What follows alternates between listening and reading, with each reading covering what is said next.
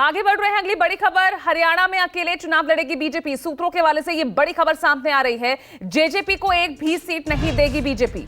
बड़ी खबर इस वक्त की आपको बता रहे हैं। 4-5 सीटों पर नए चेहरों को मौका दे भी सकती है, ऐसी भी बड़ी खबर ये सामने आई है सूत्रों के हवाले से। तो 10 सीटों पर अकेले चुनाव लड़ने जा रही है हरियाणा में बीजेपी। हालांकि इसका ऐलान वो पहले ही कर चुकी है। जेजेपी को एक भी सीट नहीं देगी, सूत्रों के हवाले से ये बड़ी खबर है। और मेरे सहयोगी कुमार गौरव जुड़ गए हैं ज्यादा जानकारी के साथ।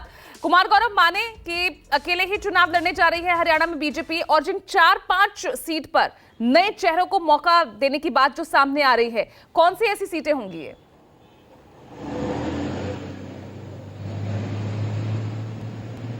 देखिए, बिल्कुल बीजेपी चाहती है, उसकी स्टेट यूनिट और केंद्रीय यूनिट भी अब चाहती है। कल जो बैठक हुई थी उसमें एक तरह से मोटा मोटी ये बात तय हो गई है कि हरियाणा में बीजेपी जेजेपी के साथ गठबंधन में लोकसभा का चुनाव नहीं लड़ेगी। हालांकि जेजेपी चाहती थी कि 1 या 2 सीट उसे भी दी जाए, लेकिन बीजेपी को लगता है कि 2014 और 19 का जो स्ट्राइक रेट है वो 100% है। ऐसे में किसी दूसरे प्लेयर को साथ लाकर उसकी पार्टी को क्यों बढ़ाना है, उसे 1 या 2 लोकसभा की सीट क्यों देना है जाहिर तौर पर। इसलिए 10 सीट पर बीजेपी खुद चुनाव लड़ेगी। इसके अलावा मैं सीटों की अगर बात करें, 4 से 5 सीटों पर नए चेहरे हो सकते हैं, लेकिन जो सूची फिलहाल सोर्सेज के हवाले से मिली है, जानकारी प्राप्त हुई है, उसके मुताबिक फरीदाबाद से किशनपाल गुर्जर का नाम लगभग तय है। इन पे पार्टी फिर से भरोसा कर सकती है। गुड़गांव सीट से राव इंद्रजीत सिंह लगभग फाइनल है, उन पे पार्टी फिर से भरोसा कर सकती है। वहीं अंबाला की जो सीट है वहां पे दिवंगत बीजेपी सांसद रतन लाल कटारिया जो केंद्र में मंत्री थे, उनकी पत्नी बंतो कटारिया को मौका मिल सकता है। इसके अलावा सिरसा की अगर बात करेंगे तो सांसद अभी वर्तमान में सुनीता दुग्गल है, लेकिन उनके साथ साथ पैनल में अशोक तंवर का भी नाम है।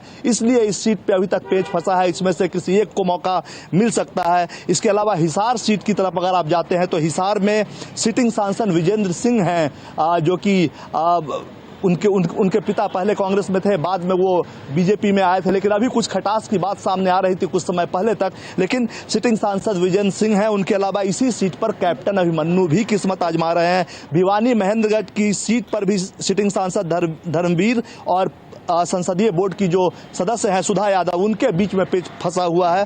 सोनीपत की जो सिटिंग सीट है, सांसद रमेश कौशिक उससे सांसद हैं, लेकिन वो फिलहाल सबसे आगे उस दौर में चल रहे हैं कि उनको वो सीट फिर से मिल सकती है। अंतिम फैसला जो 9 या 10 तारीख को जो अब केंद्रीय चुनाव समिति की बैठक होगी, वहीं रोहतक, कुरुक्षेत्र, करनाल की सीट पर भी अभी पेच फंसा हुआ है। तो 2-4 नाम बिल्कुल क्लियर है हरियाणा से कि उनको टिकट मिलेगा। 4 से 5 सीटें ऐसी हैं जिस पर नए चेहरों को मौका दे सकती है। ठीक है, बहुत बहुत शुक्रिया आपका कुमार गौरव इस तमाम जानकारी के लिए। इसी के साथ एक छोटा सा ब्रेक ले रहे हैं, खबरें लगातार जारी हैं।